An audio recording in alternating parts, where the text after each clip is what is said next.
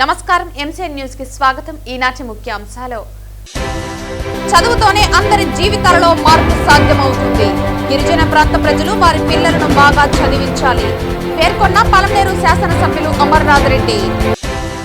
కోర్టులో court constable కేసుల దందా. మామూలు అలవాటు పడ్డ కానిస్టేబుళ్లు ప్రతి కేసులో వచ్చే డబ్బులు 50% షేర్ను తీసుకుంటున్న కాకీల తీరుపై న్యాయవాదుల ఆగ్రహం. పెద్ద పంచాని మండలం రాయలపేట గ్రామంలో రోడ్డు విస్తరణ పనులు అందరి ఆమోదంతోనే జరుగుతుంది పేర్కొన్న పలమనేరు శాసనసభ్యులు అమర్నాథ్ రెడ్డి. ఈ నెల 9వ తేదీ డిప్యూటీ సీఎం పవన్ కళ్యాణ్ పలమనేరు పర్యటన అనంతరం మహిళను పవన్ కళ్యాణ్ కారు ఢీకొని వెళ్లిందని తప్పుడు ప్రచారం. అది పూర్తిగా అవాస్తవమని పేర్కొన్న అధికారులు.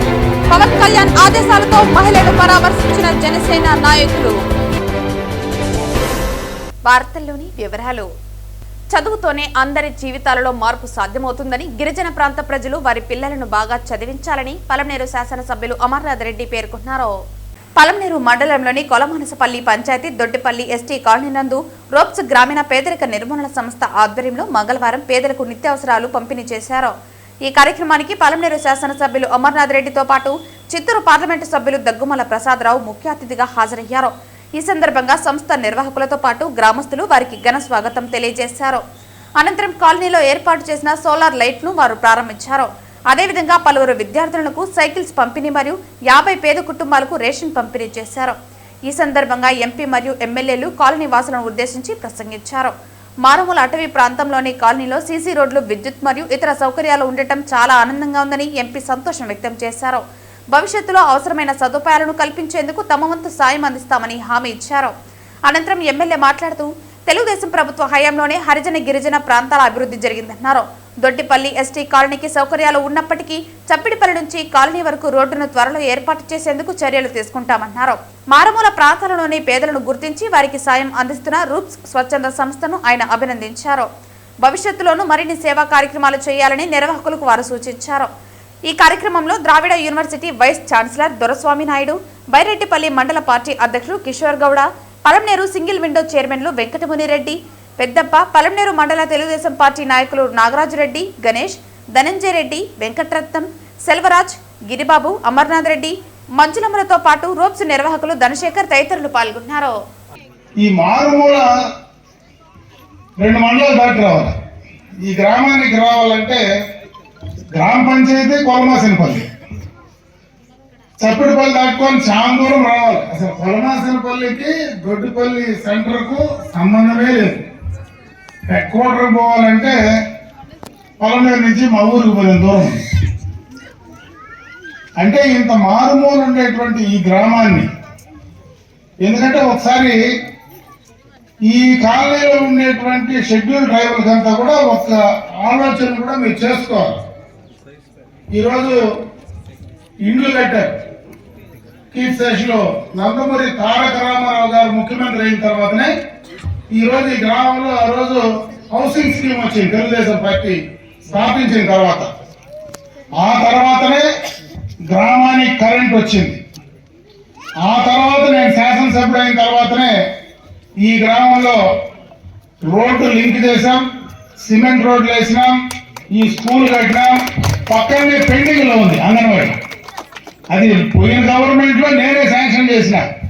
అదే కట్టకుండా ఇంకా పెండింగ్ లోనే బిల్డింగ్ ఉంది.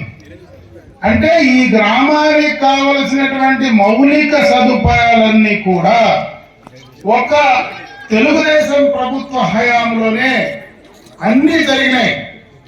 జరగని పని కూడా ఒకటి పక్కనే ఉంది. నాడు నేడు ఉందా కనుక పునాదుల్లోనే నాడు నేడు పోయిన గవర్నమెంట్ లో 5 ఏళ్ళప్పుడు ఒక బిల్డింగ్ వేసినారు.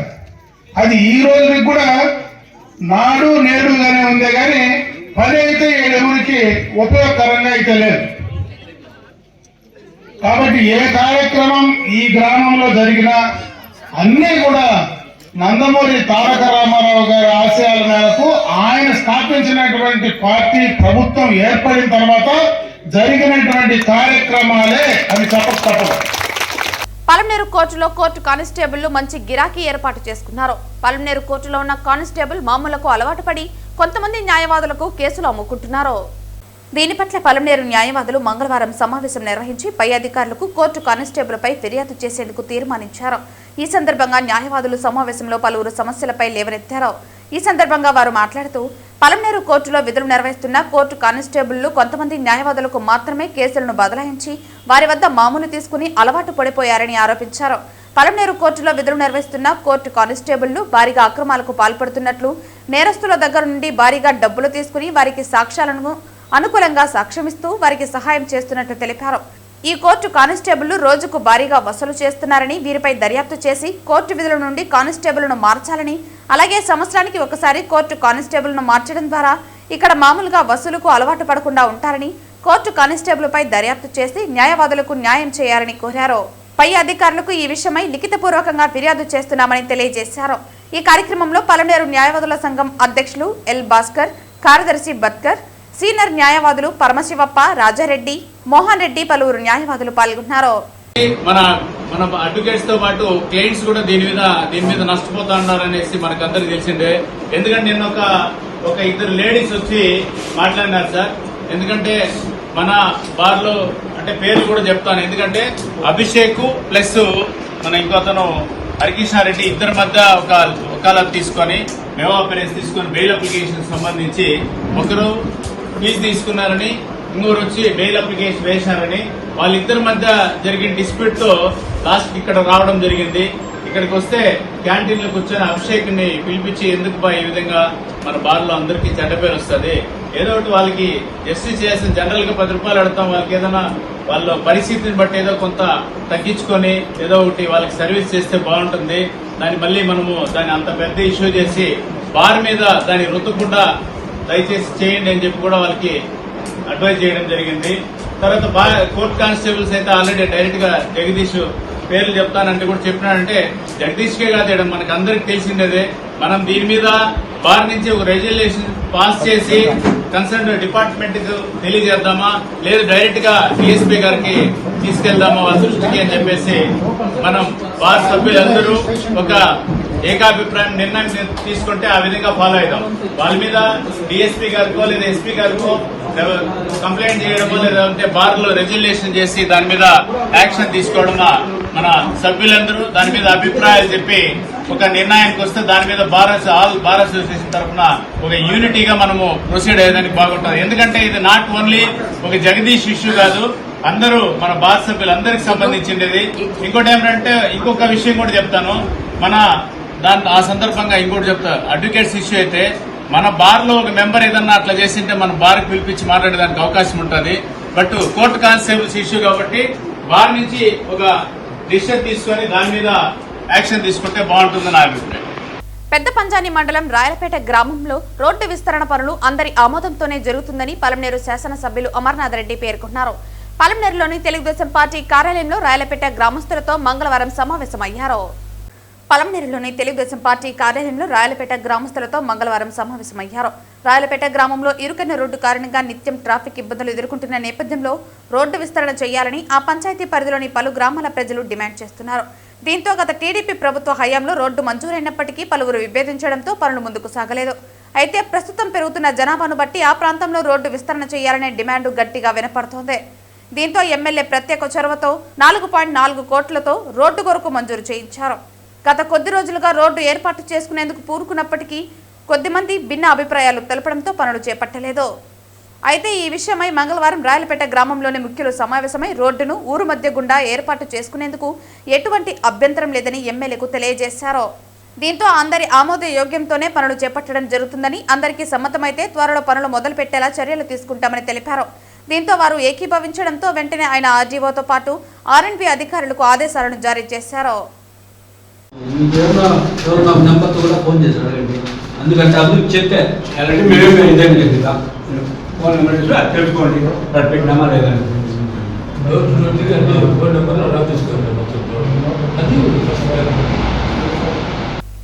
ఈ నెల 9వ తేదీ డిప్యూటీ సీఎం పవన్ కళ్యాణ్ పలమనేరు పట్టణ సమీపంలో ఉన్న ముసలిమడుగు అటవీ ప్రాంతంలో ఏర్పాటు చేసిన కుంకి ఏనుగులను సందర్శించడానికి విచ్చేశారు. అనంతరం తిరుగు ప్రయాణంలో హేమలత అనే మహిళకు కాలుకు దెబ్బ తగలడంతో కొంతమంది సోషల్ మీడియా వారు పవన్ కళ్యాణ్ కారు ఢీకొని వెళ్లిందని ప్రచారం చేశారని, పూర్తిగా అవాస్తవమని అధికారులు తెలియజేశారు. ఈ నెల 9వ తేదీ డిప్యూటీ సీఎం పవన్ కళ్యాణ్ పలమనేరు పట్టణ సమీపంలో ఉన్న ముసలమడుగు అటవీ ప్రాంతంలో ఏర్పాటు చేసిన కుంకి ఏనుగులను సందర్శించడానికి విచ్చేశారు.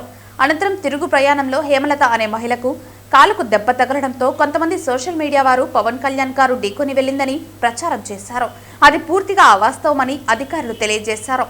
ఈ విషయాన్ని జనసేన నాయకులు పవన్ కళ్యాణ్ దృష్టికి తీసుకుని వెళ్లారు. పవన్ కళ్యాణ్ వెంటనే స్పందించి హేమలత ఆరోగ్య పరిస్థితి అడిగి తెలుసుకుని ఆమెకు ఒక చిరు బహుమతి అందజేశారు. పలమనేరు జనసేన నాయకులు హేమలతకు 10,000 రూపాయల విరాళం అందించారు. హేమలతకు భర్త లేకపోవడంతో ఆమెకు పెన్షన్ అందడం లేదని ఆమె నాయకుల దృష్టికి తీసుకువెళ్లారు. స్థానిక ఎమ్మెల్యే అమర్నాథ్ రెడ్డితో చర్చించి పెన్షన్ అదే విధంగా చర్యలు తీసుకుంటామని హామీ ఇచ్చారు. హేమలత డిప్యూటీ సీఎం పవన్ కళ్యాణ్ కు జనసేన నాయకులకు కృతజ్ఞతలు తెలియజేశారు. మన ఉప ముఖ్యమంత్రి వర్యులు పవన్ కళ్యాణ్ సార్ ఇక ముసలిపేట గ్రామంలో ఉన్న ఏనుగుల కుంకి ఏనుగుల సందర్శనార్థం ఇక్కడికి రావడం, దాదాపు కొన్ని వేల మంది కూడా పవన్ కళ్యాణ్ సార్ని చూడడానికి ఇక్కడ రావడం జరిగింది.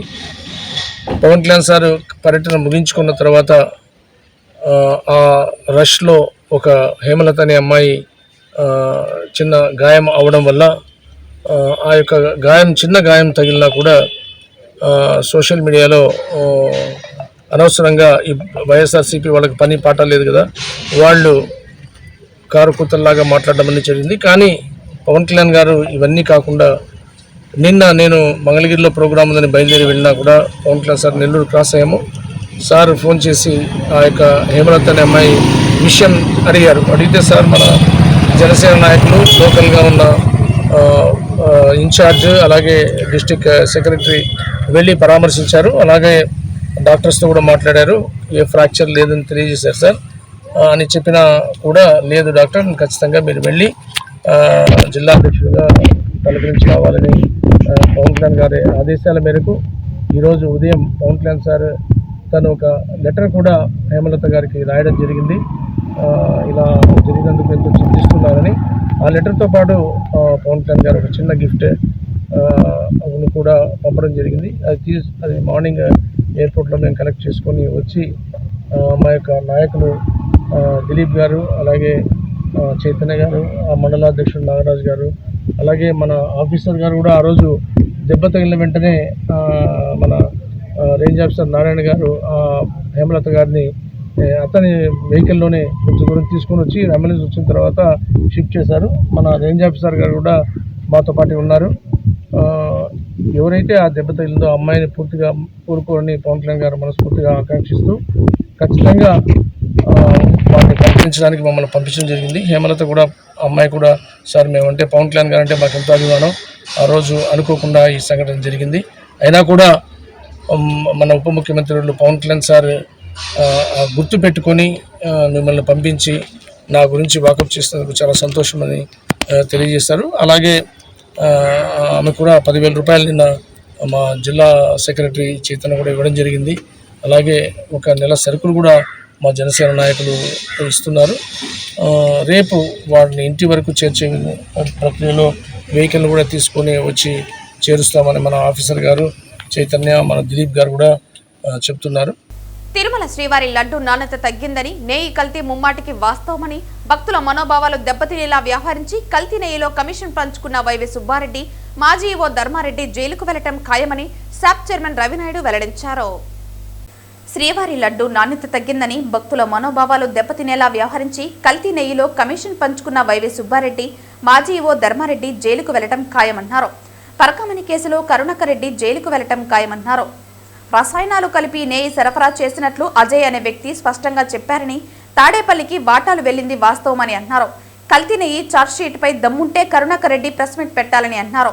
పక్కా ఆధారాలు ఉంటే కల్తీ జరగలేదని వైసీపీ ఎలా చెబుతారని అన్నారు. చిత్తూరు జిల్లా తెలుగుదేశం పార్టీ కార్యాలయంలో మీడియా సమావేశంలో శాప్ చైర్మన్ రవినాయుడు ఇవి వెల్లడించారు. ఏ సుగంధ కంపెనీ ఏదైతే ఉందో అది స్పష్టంగా ఆధారాలతో కూడా ఇచ్చారు. అది పామ్ ఆయిల్, అదేవిధంగా యాసిడ్ మిక్సింగ్ ఏదైతే ఉందో స్మెల్ వచ్చేదానికి ఎంత దరిద్రం చేయాలో అంత దరిద్రం చేశారు. అది చేసి ఈరోజు సప్లై చేసి 68.17 లక్షల కిలోల కల్తీ నెయ్యి, 68.17 లక్షల కిలోల కల్తీ నెయ్యి సప్లై చేశారు. వైవి సుబ్బారెడ్డి ఎవరైతే పిఏ ఉన్నాడో ఆ పిఏ చిన్నప్ప మే నెలలో ఆ డోలే బాబా డైరెక్టర్తో హైదరాబాద్లో రహస్యంగా ఎందుకు కలిశారు? డోలే బాబా ఏదైతే ఉన్నారో సమావేశం ఏర్పాటు చేసి ఆ సమావేశంలో ఒక డీల్ ఏర్పాటు చేసుకున్నారు. మీరు బయటపడద్దండి, మిమ్మల్ని మేము కాపాడుకుంటాం, మేము సుప్రీంకోర్టుకి వెళ్తున్నాం, ఈరోజు ఇంప్లీట్ చేస్తున్నాం, తద్వారా ఈరోజు మీరేం భయపడద్దండి, మీరు ఎవరికి నోరు తెరవద్దని చెప్పారు. ఈరోజు ఆధారాలు తొమ్మితే అసలు దీని మూలాలు ఎక్కడ ఉన్నాయి, అసలు దీనికి ఎక్కడ నెయ్యి సప్లై అయింది, అసలు పాలు ఎక్కడి నుంచి వచ్చాయి, మొత్తం తీస్తే ఎంత దారుణమైన నిజాలు బయటపడ్డాయంటే స్వామివారి ప్రసాదంగా భావించి మహాప్రసాదంగా కళ్ళకద్దుకొని తినే ఆ ప్రసాదంలో కల్తీ చేశారంటే వీళ్ళు ఏమనాలి? వీళ్ళు మనుషులు అనాలా, పశువులు అనాలా, ఏమనాలో మాకైతే అర్థం కాలేదు. జగన్మోహన్ రెడ్డి ఈ మధ్య ప్రెస్ మీట్ పెట్టాడు, నెయ్యి గురించి మాట్లాడాడు. ఆ మాట్లాడింది ఏం మాట్లాడాడు? చంద్రబాబు నాయుడు గారికి బుద్ధి లేదా, సిగ్గు లేదు, ఏదంటే అది మాట్లాడుతున్నాడు, స్వామివారితో పెట్టుకుంటున్నారు, అసలు కల్తీ నెయ్యి అనేది జరగలేదని చెప్పి ఆయనకు వచ్చిన ఆ భాష ఏదైతే సగం తెలుగు, సగం ఇంగ్లీషు, మలయాళం, కన్నడం అర్థం కాక ఆయన మాట్లాడిన మాట ఈరోజు అన్ని సోషల్ మీడియాలో అవుతా ఉంది, వైరల్ అవుతా ఉంది. ఆయన ఏం చెప్పారు? అసలు కల్తీయే జరగలేదన్నారు. ఇప్పుడు ఈరోజు అజయ్ సుగంధర్ ఏదైతే కెమికల్స్ ఉన్నాయో అతను రిమాండ్ రిపోర్ట్లో స్పష్టంగా చెప్పారు. దీని మీద జగన్మోహన్ రెడ్డి వెంటనే స్పందించాలి. ఈరోజు జగన్మోహన్ రెడ్డి స్పందించాలి. ఇక్కడ కరుణాకర్ రెడ్డి ఉన్నాడు, మాజీ టీటీడీ చైర్మన్. నిద్రలేసి పబ్లిసిటీ కోసం టీటీడీని వాడుకుంటారు. ఈ ఎవరైతే ఆ కరుణాకర్ రెడ్డి ఉన్నాడు, కరుణాకర్ రెడ్డి ఈరోజు ప్రెస్ మీట్ పెట్టు, నీకు దమ్ముంటే ప్రెస్ మీట్ పెట్టు, అజయ్ ఎవరో మాకు తెలియదని చెప్పు. భూమన కరుణాకర్ రెడ్డి అవగాహన లేకుండా మాట్లాడుతున్నారని, డిప్యూటీ సీఎం పవన్ కళ్యాణ్ గురించి మాట్లాడే అర్హత భూమనకు లేదని, పవన్ కళ్యాణ్ వస్త్రధారణ గురించి మాట్లాడే స్థాయికి భూమన దిగజారిపోయారని టీటీడీ మాజీ చైర్మన్ భూమన కరుణాకర్ రెడ్డిపై జనసేన నేత కిరణ్ రాయల్ విమర్శలు గుప్పించారు. ఈ సందర్భంగా ఆయన మాట్లాడుతూ పవన్ కళ్యాణ్ వస్త్రధారణ గురించి మాట్లాడే స్థాయికి భూమన దిగజారిపోయారని అన్నారు. అడవిలో మొక్కలు నాటకుండా మీలా ఎర్రచందనం చెట్లు నరకలేదన్నారు. వైసీపీ హయాంలో 5 ఏళ్ల ఎర్రచందనం స్మగ్లింగ్ చేసింది మీరే కదా అని ప్రశ్నించారు. భూమన కరుణాకర్ రెడ్డి మతి భ్రమించి మాట్లాడుతున్నట్లు తెలిపారు. కూటమి ప్రభుత్వంలో ఎలాంటి స్మగ్లింగ్ జరగకుండా చర్యలు తీసుకున్నట్లు తెలిపారు. పవన్ కళ్యాణ్ 5 శాఖల మంత్రి అని, మీలా మాజీ కాదని భూమనకు గుర్తుందో లేదో అని అన్నారు. భూమన ఎప్పుడైనా మంత్రిగా చేసుంటే తెలుస్తుందన్నారు. తిరుమల శ్రీవారి అన్నప్రసాదం ఎంతో రుచిగా ఉందని అంబటి రాంబాబు చెప్పారని, మళ్లీ తన మాటలు వక్రీకరించి చెప్పడం విడ్డూరంగా ఉందన్నారు. అంబటి రాంబాబు నోటిదూల తగ్గించుకోవాలన్నారు. నెయ్యి విషయంలో టీటీడీ ధర్మారెడ్డి, వైవి సుబ్బారెడ్డి విచారిస్తున్నారని అన్నారు. ఇంకా వైసీపీ వాళ్ళు అందరూ విచారణకు రావాల్సి ఉంటుందని తెలిపారు. ఒక టీటీడీ మాజీ ఈవోగా ఉండి మొత్తం తిరుమల కనసను నడిపి ఈరోజు కల్తీ నెయ్యి విషయంలో విచారణకు వస్తే నేను ఒక భక్తుడిగా లడ్డు ఇస్తే లడ్డు కూడా తోసేసి ఈరోజు ధర్మారెడ్డి కారికి పారిపోయాడు. అంటే అర్థం చేసుకోండి, ఆయన లడ్డు ప్రసాదం తీసుకోవచ్చు కదా, ఈ ప్రసాదాన్ని ఇస్తే ఆయన ఈరోజు ఆ ప్రసాదం నన్ను చూసి ఆ ప్రసాదం చూసి కారికి వెళ్ళిపోయాడు. అంటే ఏమని అర్థము? ఆయన తప్పు చేశాడు కాబట్టి విచారణ అయింది. ఆయన ఈరోజు ఈ లడ్డును చూడగానే ఆయన పారిపోయాడంటే దీని వెనకాల ఏదో ఉంది. ఎందుకంటే ఈ లడ్డు కుంభకోణం ఖచ్చితంగా ఆయనకు మనసు కలిసి వేసిందా, లేకపోతే లడ్డును చూస్తేనే ఆయనకు కాదేమో అనుమానం ఉంది. నేను తీసుకుంటే తిరుమల ప్రసాదం సార్, సాక్షాత్ మీ మంత్రి గారే లడ్డు బాగుందని చెప్పారు, టేస్ట్ చేయండి సార్ అని తెస్తే ఆ లడ్డుని ముఖాన్ని ఇసిరి కొట్టి ఆయన కింద పడేసి వెళ్ళిపోయాడు. ఇది కరెక్ట్ కాదు. వెంకటేశ్వర స్వామి ప్రసాదాన్ని ధర్మారెడ్డి అవమానించాడని ఖచ్చితంగా నేను చెప్పగలను. దీని మీద ఖచ్చితంగా మరొక పిటిషన్ కూడా అయిపోతున్నాయి కోర్టు ధర్మారెడ్డి మీద అని చెప్పి కూడా తెలియజేస్తున్నా. నేను వచ్చాను సార్, ఆయన దిగాడు సార్, శ్రీవారి ప్రసాదం సార్ తీసుకోండి, మీ మంత్రి గారు ప్రసాదం బాగుందని చెప్పారు, చూడండి సార్ అన్న. లడ్డు కొట్టేసి కారికి హూ అని నిలిపినాడు. అంటే ఆయన హయాంలో ఉన్నాం అనుకుంటాడు. ఇంకా ఈ హయాము కాదు, ఇక్కడ ప్రసాదం వెంకటేశ్వర స్వామితో ఆల్రెడీ పెట్టుకున్నావు, మళ్ళీ దేవుడు ప్రసాదిస్తే దేవుడు ప్రసాదం తోసేసి కారికి వెళ్ళిపోయాడు. అంటే నువ్వు ఈవోగా ఎలా పరిపాలనించావు? వెంకటేశ్వర స్వామి లడ్డు కూడా తీసుకోలేనంత స్థితిలో ఉన్నావు అంటే 5 ఏళ్ళు ఎలా పరిపాలనించావు? గతంలో ఒక 9 ఏళ్ళు. అంటే నువ్వు ఇవన్నీ కూడా డ్రామాలు ఆడావని చెప్పి కూడా నేను అంటున్నాను సార్. 100% కల్తీ జరిగింది, మీరు చూస్తుండండి. ఖచ్చితంగా ధర్మారెడ్డి అంటే బ్యాచ్ అందరూ జైలుకు పోతారని చెప్పి కూడా తెలియజేస్తున్నా. దేశ రాజధాని ఢిల్లీలో నిన్న కారు బాంబు పేలుడు సంఘటనలో అమాయకుల ప్రాణాలను బలి తీసుకున్న ఉగ్రవాదులు పిరికి పందే చర్యలను యావత్ భారతావని ముక్త కంఠంతో ఖండిస్తూ మానవ మృగాలను కఠినంగా శిక్షించాలని బీజేపీ నేత నవీన్ కుమార్ రెడ్డి పేర్కొన్నారు. బీజేపీ ప్రభుత్వం అధికారంలోకి వచ్చిన తర్వాత ఉగ్రవాదాన్ని నామరూపాలు లేకుండా చేస్తుందన్న అక్కసుతో అమాయకపు ప్రజలను టార్గెట్ చేస్తున్న దుర్మార్గులను బహిరంగంగా శిక్షించాలన్నారు. భారతదేశ రక్షణ మంత్రి రాజ్నాథ్ సింగ్ మాట్లాడుతూ కారు బాంబ్ బ్లాస్ట్ సంఘటనకు కారకులైన ఉన్మాదులను వదిలే ప్రసక్తే లేదని, కఠినంగా శిక్షిస్తామని ఇప్పటికే ప్రకటించినట్లు తెలిపారు. ప్రధాని నరేంద్ర మోదీ నాయకత్వంలో బీజేపీ ప్రభుత్వం ఉగ్రవాదాన్ని ఉక్కుపాదంతో అణిచివేస్తోందని, తమ మనుగడను కాపాడుకునేందుకు అమాయకపు ప్రజలను టార్గెట్ చేయటం హేమైనా పిరికి పందల చర్య అని అన్నారు. ఢిల్లీ సంఘటనలో ప్రాణాలు కోల్పోయిన వారి ఆత్మకు శాంతి కలగాలని, వారి కుటుంబ సభ్యులకు మనోధైర్యాన్ని కల్పించాలని భగవంతుని మనస్ఫూర్తిగా ప్రార్థిస్తున్నట్లు నవీన్ కుమార్ రెడ్డి తెలిపారు. దేశ రాజధాని ఢిల్లీలో నిన్న జరిగినటువంటి కారు బాంబు సంఘటనలో అమాయకులైనటువంటి ప్రజలు ప్రాణాలు కోల్పోవడం నిజంగా చాలా బాధాకరం. యావత్ భారతదేశ ప్రజలంతా కూడా ఉగ్రవాదుల పిరికి పంద చర్యలన్నీ ముక్త కంఠంతో ఖండిస్తున్నారు. కేంద్రంలో నరేంద్ర గారి ప్రభుత్వం, బీజేపీ ప్రభుత్వం అధికారంలోకి వచ్చిన తర్వాత ఉగ్రవాదుల్ని ఉక్కుపాదంతో అణిచివేస్తోంది. వారు తమ ఉనికిని కాపాడుకునేందుకు అమాయకులైనటువంటి ప్రజలను టార్గెట్ చేసి వాళ్ళ ప్రాణాలతో చెలగాటమాడటం పిరికి పందల చర్య ఇది. ఈరోజు కేంద్ర ప్రభుత్వము దేశమంతా కూడా రెడ్ అలర్ట్ ప్రకటించింది. అందులో భాగంగా పవిత్ర పుణ్యక్షేత్రమైనటువంటి తిరుమల శ్రీవారి దర్శనానికి వచ్చే సుదూర ప్రాంతాల నుంచి వచ్చే అన్ని వాహనాలను కూడా ఈరోజు పోలీసు బలగాలు క్షుణ్ణంగా తనిఖీలు చేయాలి. రైల్వే స్టేషన్లో నిఘా పెంచాలి.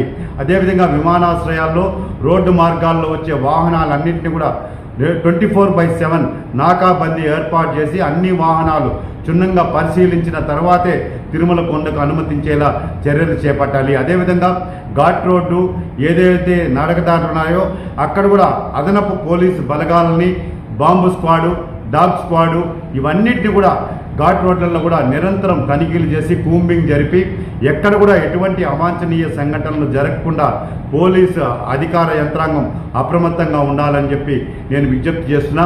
ఈరోజు కేంద్ర ప్రభుత్వము ఢిల్లీ సంఘటనని చాలా సీరియస్గా తీసుకునింది. ఖచ్చితంగా ఎవరైతే దీని వెనుకున్నారో వారిని వెంటనే వెంటాడి ఖచ్చితంగా కఠినంగా శిక్షించే సమయం దగ్గరలోనే ఉందని చెప్పని, ఎవరిని కూడా ఉపేక్షించమని చెప్పని ఈరోజు రక్షణ శాఖ మంత్రి రాజ్నాథ్ సింగ్ చాలా సీరియస్గా వార్నింగ్ ఇవ్వడం జరిగింది. ఖచ్చితంగా ఉగ్రవాదుల అంతం ప్రారంభమైంది. ఈరోజు అనేక చోట్ల వాళ్ళ ఉనికిని ఏ విధంగా కాపాడుకోవాలన్నటువంటి తాపత్రయంతో అమాయకుల్ని టార్గెట్ చేస్తున్నారు. ఇది నిజంగా పిరికి పందల సిగ్గుమాలిన చర్యగా అభివర్ణిస్తున్నారు దేశం. తిరుచనూరు శ్రీ పద్మావతి అమ్మవారి బ్రహ్మోత్సవాల సందర్భంగా ముందస్తు ఏర్పాట్లను టీటీడీ ఈవో అనిల్ కుమార్ సింఘాల్ మరియు తిరుపతి ఎస్పీ సుబ్బరాయుడు తదితర అధికారులతో కలిసి తిరుపతి జిల్లా కలెక్టర్ వెంకటేశ్వర్ పర్యవేక్షించారు. ఇవాళ శ్రీ అమ్మవారు పద్మావతి అమ్మవారు కార్తీక బ్రహ్మోత్సవాలు ఏదైతే 17వ తేదీ నుంచి 25వ తేదీ వరకు నిర్వహిస్తూ ఉన్నాం.